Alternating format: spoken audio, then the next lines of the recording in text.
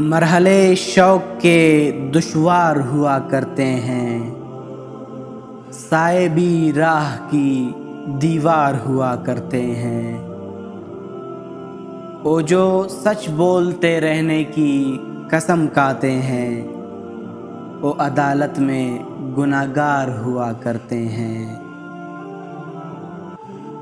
सिर्फ हाथों को न देखो, कभी आंखें भी पढ़ो, कुछ सवाली बड़े खुददार हुआ करते हैं।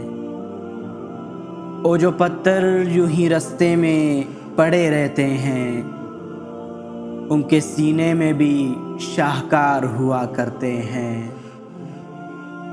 सुबह की पहली किरण जिनको रुला देती है, वो सितारों के अज़ादार हुआ करते हैं।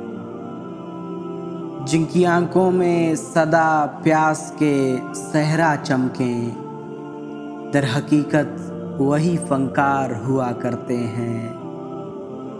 शर्म आती है कि दुश्मन किसे समझे मोहसिन, दुश्मनी के भी तो मायार हुआ करते हैं।